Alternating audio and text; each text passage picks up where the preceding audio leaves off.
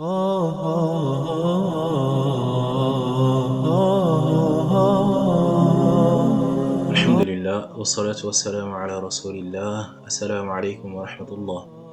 Pourquoi l'islam accorde-t-il autant d'importance aux règles relatives aux menstrues? Pourquoi le Coran en parle-t-il explicitement? Est-ce simplement un ensemble d'interdictions ou y a-t-il une sagesse plus profonde? Dans cette première capsule, nous allons découvrir pourquoi ce sujet occupe une place essentielle dans le fiqh et pourquoi chaque femme musulmane mérite de le comprendre avec sérénité. Une petite parenthèse avant de continuer. La recherche de la science étant un acte d'adoration, que notre intention dans cette formation soit d'apprendre afin de mieux adorer Allah subhanahu wa ta'ala et de mettre en pratique ce que nous apprenons. Avant toute chose, il est essentiel de rappeler une évidence. Les menstrues ne sont ni une maladie, ni une punition, ni un défaut. Elles font partie de la nature qu'Allah subhanahu wa ta'ala a créée chez les femmes. Le prophète sallallahu alayhi wa sallam lui-même l'a rappelé à notre mère Aïcha radiallahu anha. Lorsqu'elle eut ses menstrues pendant le pèlerinage, il lui dit Inna hadha amrun katabahu Allahu ala banati Adam. C'est une chose qu'Allah a prescrite aux filles d'Adam. Le hadith est rapporté par Al-Bukhari et Muslim. Cette parole change complètement notre regard. Les règles ne sont pas un obstacle à la spiritualité, elles font partie de la création d'Allah subhanahu wa ta'ala. Contrairement à certaines sociétés qui considéraient les menstrues comme honteuses ou impures, au point même d'isoler complètement les femmes, l'islam adopte une approche équilibrée. Allah subhanahu wa ta'ala dit ويسألونك عن المحيض قل هو أذى فاعتزلوا النساء في المحيض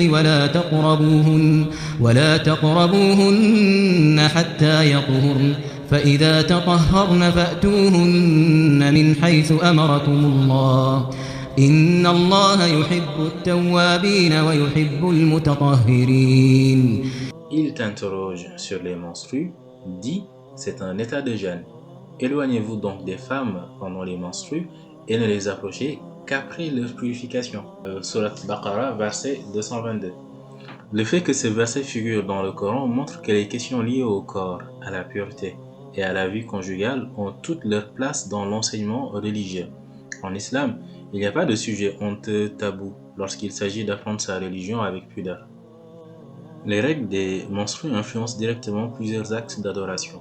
Par exemple, la prière, le jeûne, la purification, la lecture du Coran selon les avis des savants, le pèlerinage, certaines règles liées à la vie conjugale. Ignorer ces dispositions peut conduire à deux excès. Le premier consiste à accomplir un acte d'adoration alors qu'il ne nous est pas demandé. Le second consiste à délaisser une adoration alors qu'Allah subhanahu wa ta'ala nous autorise à la pratiquer. Dans les deux cas, la connaissance permet d'agir avec confiance et de dissiper les doutes. On pense parfois que cette science ne concerne que les femmes. En réalité, elle concerne l'ensemble de la communauté.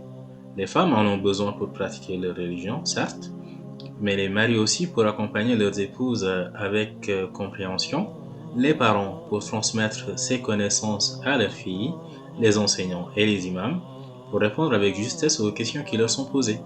C'est pourquoi les savants ont consacré des chapitres entiers à ce sujet dans les ouvrages de fiqh. Alors, cette formation n'a pas pour vocation de multiplier les difficultés. Au contraire, notre objectif est de revenir aux sources, le Coran, la Sunna et les explications des savants. Nous prendrons le temps de distinguer ce qui fait l'objet d'un consensus de ce qui relève des divergences juridiques.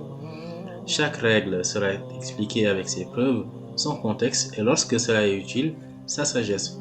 L'objectif est que vous puissiez pratiquer votre religion avec davantage de connaissances, de confiance et de sérénité.